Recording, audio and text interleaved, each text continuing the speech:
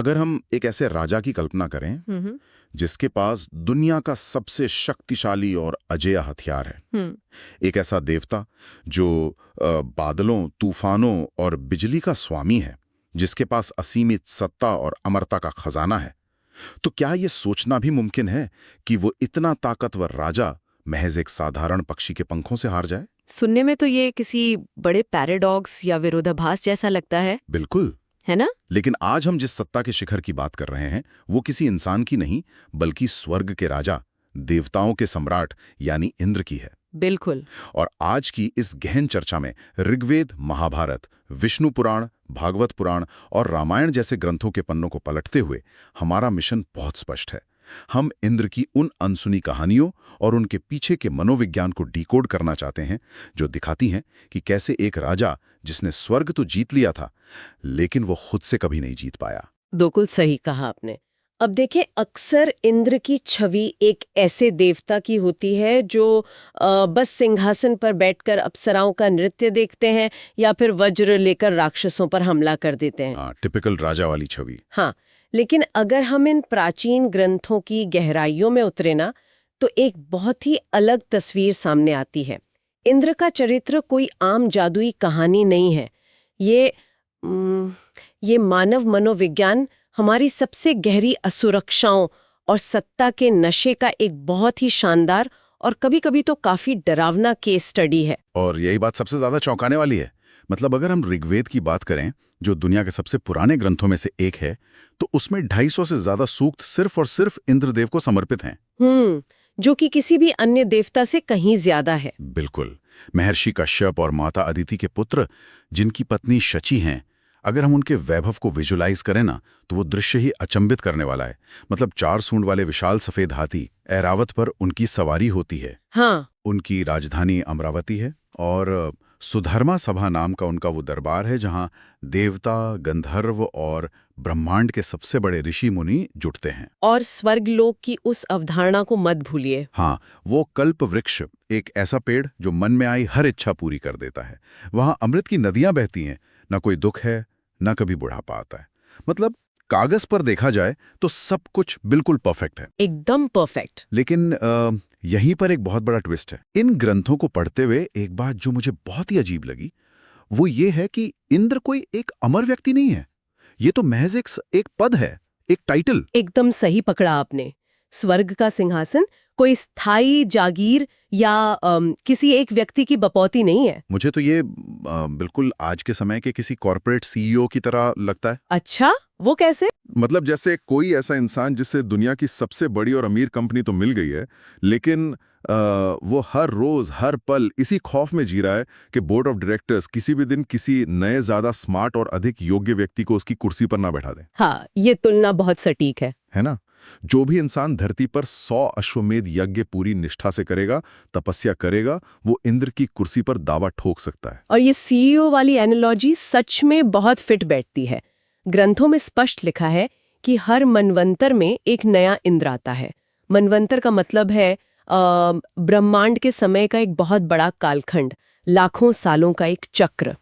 तो जैसे ही एक मनवंतर खत्म होता है, पुराने इंद्र को अपना सिंहासन छोड़ के जाना पड़ता है। और मैं बताती हूँ, यही वो गहरी जड़ है जहां से इंद्र के चरित्र की सारी असुरक्षा जन्म लेती है। ओहो, मतलब सब कुछ खोने का डर। बिल्कुल।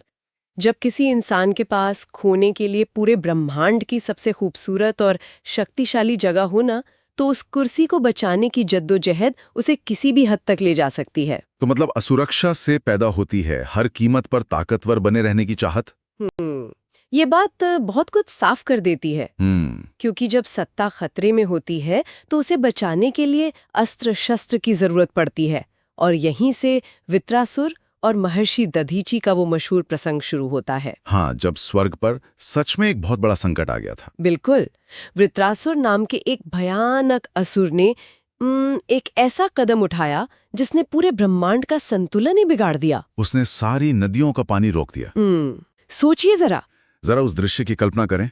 धरती सूखने लगी, हाहाकार मच गया, जीवन खत्म होने की कगार पर आ गया। और सबसे बड़ी बात, इंद्र के पास जो भी पुराने शक्तिशाली हथियार थे, वे वृत्रासुर के सामने बिल्कुल बेअसर और बेकार साबित हुए। जब सत्ता के पास मौजूद सारे संसाधन और हथियार फेल हो जाते हैं ना, तब उसे किसी बाहरी मार्गदर्शन की जरूरत पड़ती है। देवता हार मानकर भगवान विष्णु के पास गए और विष्णु जी ने जो समाधान बताया वो किसी नए अस्त्र के विज्ञान से नहीं बल्कि पूर्ण बलिदान से जुड़ा था। हाँ, विष्णु जी ने कहा कि वृत्रासुर को मारने के लिए एक ऐसा हथियार चाहिए जो महर्षि दधीची की पवित्र हड्डियों से बना हो। बिल्कुल। देवता महर्षि दधीची के पास गए और सृष्टि को बचाने के लिए उस महान ऋषि ने बिना एक पल की भी झिझक के स्वेच्छा से अपने प्राण त्याग दिए। ये कितना रोंगटे खड़े कर देने वाला दृश्य रहा होगा, अपनी अस्थियां दान कर देना। बहुत ही मार्मिक दृश्य। फिर विश्वकर्मा ने उनकी उन पवित्र हड्डियों को तराश कर एक नया ऊर्जा से चमकता हुआ हथियार बनाया जिसे वज्र कहा गया। नर्मदा नदी के तट पर वो महाभयंकर युद्ध हुआ और उसी वज्र से इंद्र ने वृत्रासुर की छाती चीर दी। पानी फिर से बहने लगा और दुनिया की नजर में इंद्र फिर से एक हीरो बन गए। हाँ, लेकिन यहाँ एक सवाल उठता है, ये वज्र दधीची की हड्डियों से ही क्यों बना? मतलब क्या इस जीत का असली श्रेय सच में इंद्र की ताकत को दिया जा सकता है? बिल्कुल नहीं। और ये बात इंद्र खुद भी बहुत गहराई से महसूस कर रहे थे। ग्रंथों में वर्णन है कि युद्ध जीतने के बाद इंद्र ने आसमान की तरफ देखकर ये स्वीकार किया था कि ये जीत उनके बाहुबल की नहीं बल्कि दधीची ऋषि के त्याग की है। अच्छा, उन्होंने खुद माना था ये? हाँ, यहाँ ये समझना बहुत जरूरी है कि वज्र सिर्फ हड्डियों का एक ढांचा नहीं था, वो इस बात का प्रतीक था कि सबसे बड़ी शक्ति हमेशा निस्वार्थ भाव से ही आती है।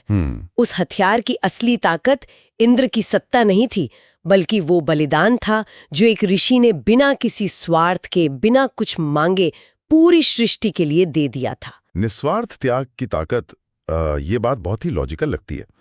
लेकिन मैं सोच रहा था, अगर वज्र की असली ताकत निस्वार्थ भावना है तो क्या होता है जब उस हथियार को चलाने वाले के मन में स्वार्थ आ जाए? बहुत अच्छा सवाल है। क्या वो हथियार तब भी काम करता है? ये एक ऐसा सवाल है जिसका जवाब शायद हमें गरुड़ के प्रसंग में मिलता है। दधीची की हड्डियों से बना वो वज्र ब्रह्मांड का सबसे अजेय अस्त्र माना जाने लगा था, स्वर्ग की सबसे बड़ी सुरक्षा। बिल्कुल। लेकिन एक बार ऐसा हुआ कि ये अजेय अस्त्र पूरी तरह से बेअसर हो गया। और वो भी किसी बहुत बड़े राक्षस के सामने नहीं बल्कि महज एक पक्षी के सामने। हाँ, गरुड़ की कहानी, ये वाकया सत्ता के अहंकार और उसके खोखलेपन को बहुत खूबसूरती से सामने लाता है। देखिए, गरुड़ और उनकी माँ विंता नागों की माँ कद्रू के दास बन गए थे। उनके लिए आजादी पाने की केवल एक ही शर्त रखी गई थी कि वो स्वर्ग से अमृत लेकर आएं। और गरुड़ अपनी माँ को आजाद कराने के लिए निकल पड़े। ग्रंथों में वर्णन आता है कि उनका रूप इतना विशाल था कि आसमान ढक गया। उनकी आंखें आग जैसी थीं और चमक बिल्कुल सूर्य जैसी।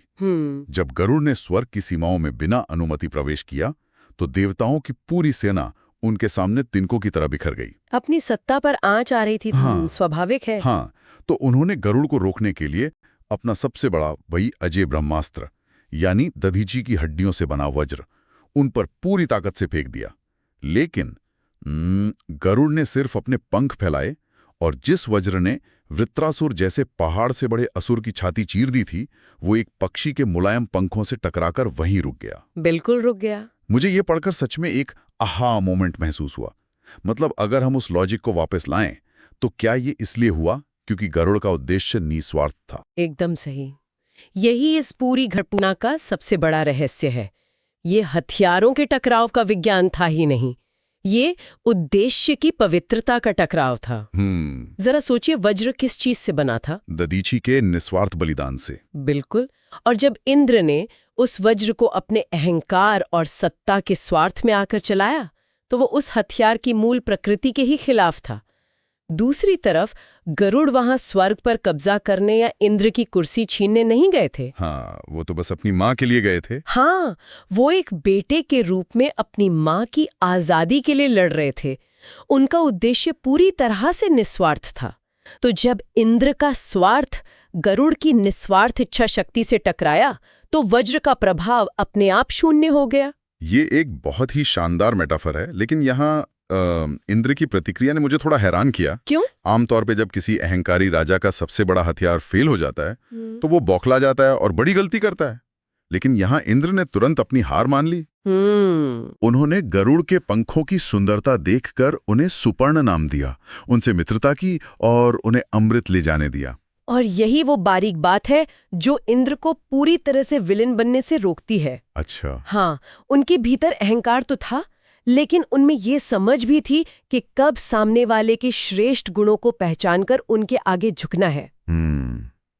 लेकिन मुश्किल ये है कि सत्ता का ये जो अहंकार होता है ना, ये इतनी आसानी से इंसान का पीछा नहीं छोड़ता। ये तो है। गरुड़ के सामने इंद्र ने समझदारी दिखाई, लेकिन कुछ ही समय बाद इसी अहंकार ने पलटवार किया, और इस बार इसकी कीमत बहुत भारी थी।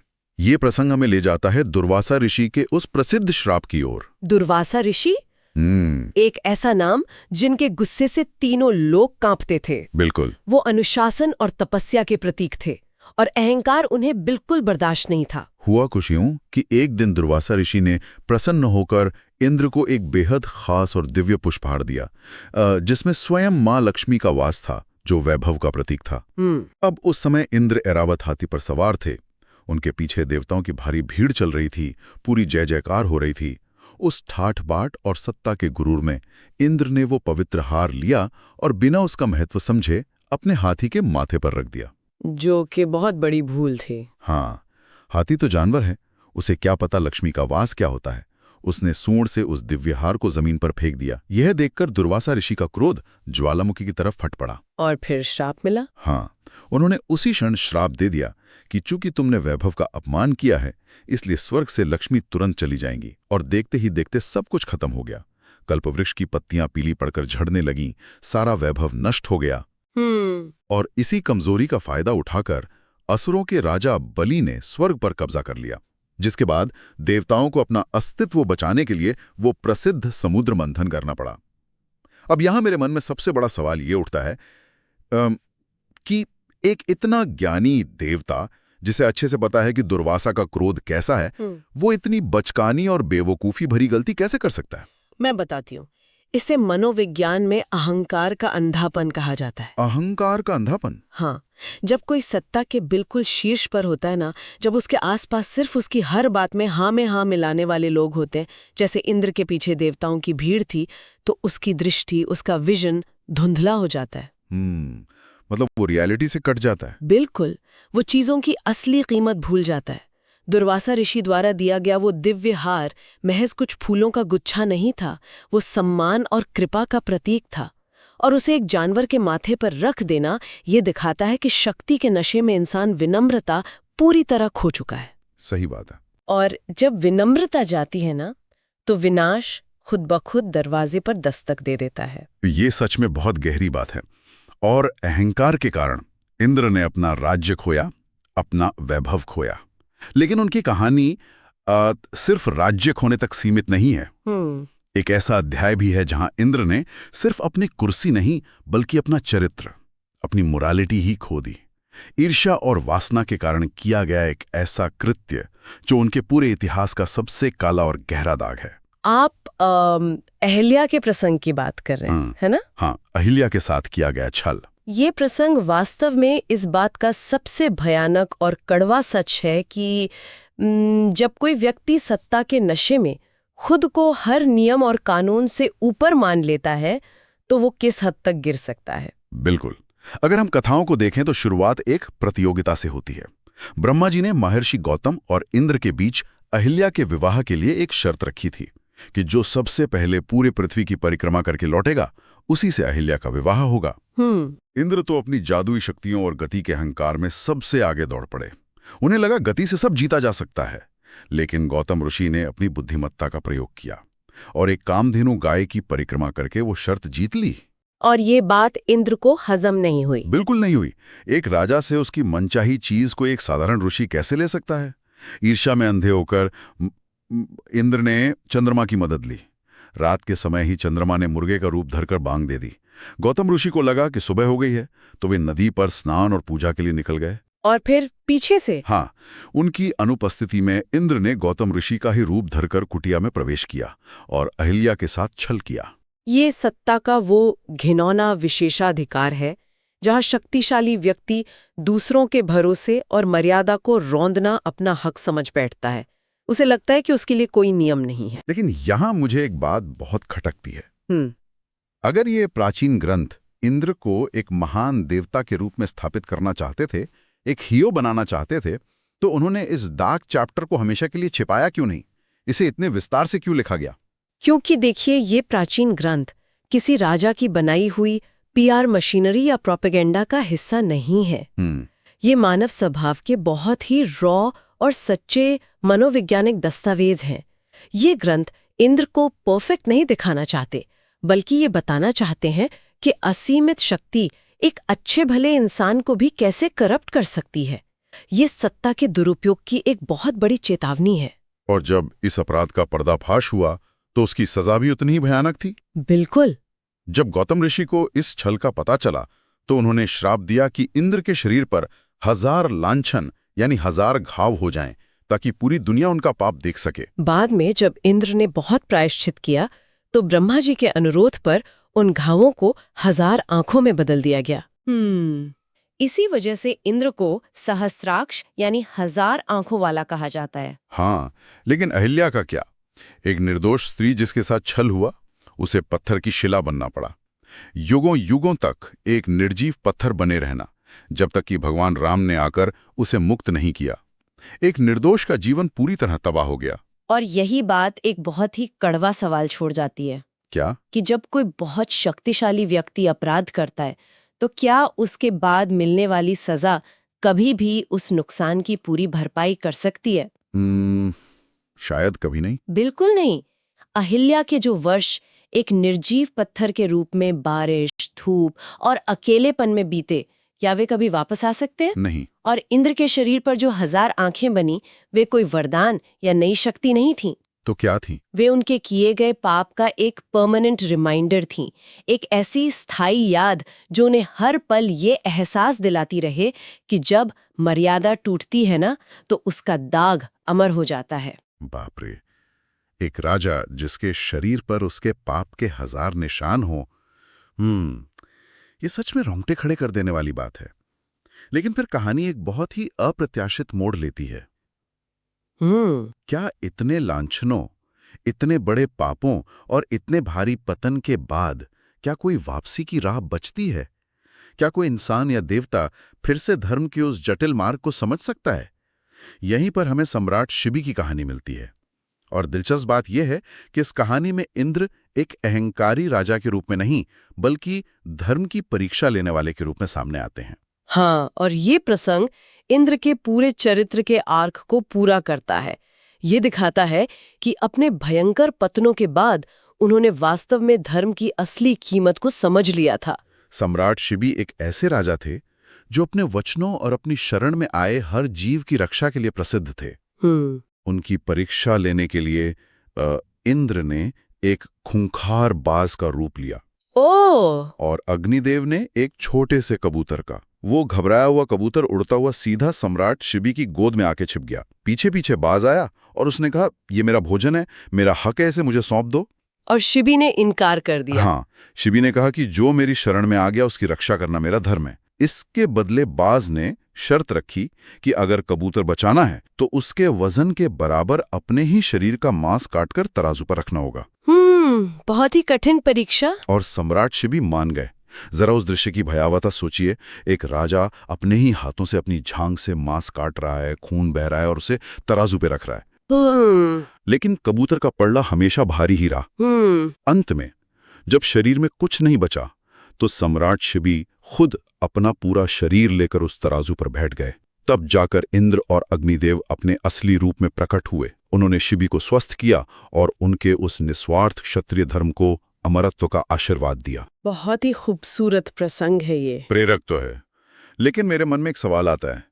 इंद्र खुद वासना, अहंकार और ईर्ष्या में इतनी गलतियां कर चुके थे, तो फिर उन्हें किसी दूसरे इंसान की इतनी चरम परीक्षा लेने का क्या अधिकार था? ये सवाल बहुत ही स्वाभाविक है, लेकिन अगर हम इसे गहराई से देखें ना, तो इसका जवाब इसी बात में छिपा है कि इंद्र ने अपनी गलतियों की बहुत भारी कीमत चुकाई थी। उन्होंने बहुत कुछ खोया था। बिल्कुल, उन्होंने अपना स्वर्ग खोया था, शरीर पर 1000 लांछन झेले थे, वे इस बात को अपने अनुभव से बहुत गहराई से समझ चुके थे कि धर्म के मार्ग पर चलना कितना कठिन है और उससे फिसलना कितना आसान। अच्छा, तो वो परखना चाहते थे। हाँ, वे ये परखना चाहते थे कि क्या वास्तव में कोई ऐसा इंसान है जो मृत्यु के सामने खड़े होकर अपनी देह कटवाकर भी अपने धर्म से ना डिगे। ग्रंथों में जिक्र है कि जब सम्राट शिबी ने खुद को तराजू पर रख दिया तो इंद्र की आंखों से आंसू छलक पड़े थे। ओहो। शिबी की सफलता पर इंद्र का वो रोना, उनका दिल से सम्मान करना, ये दिखाता है कि इंद्र अब वो अंधे और अहंकारी राजा नहीं रह गए थे। उन्होंने अपनी गलतियों से सीखा था और अब वे धर्म के सच्चे मूल्य को समझने वाले एक परिपक्व चरित्र बन गए थे। क्या बात है। तो अगर हम आज की इस पूरी चर्चा के धागों को एक साथ पिरोएं, तो इंद्र की कहानी महज बादलों, बिजली और स्वर्ग की कहानी नहीं है। बिल्कुल नहीं। ये हम सब के भीतर छिपी असुरक्षा और सत्ता की कहानी है। ये दिखाती है कि ताकत, पद या पैसा किसी भी पल छिन सकता है। अहंकार एक झटके में सब कुछ खाक कर सकता है, जैसे दुर्वासा के श्राप ने किया। एकदम सही। बड़े से बड़ा इंसान या देवता भी गलतियां करता है, लेकिन सबसे बड़ी बात यह है कि क्या वो उस गलती का बोझ उठाने को तैयार है, जैसे इंद्र ने उन 1000 आंखों को उठाया। और जब कोई निस्वार्थ हो, जैसे अपनी मां के लिए लड़ने वाला गरुड़ या शरणार्थी के लिए जान देने वाले सम्राट शिबी, तो क्या आप अपनी सत्ता का गुरूर भूलकर उनके गुणों के आगे सिर झुका सकते हैं? बिल्कुल।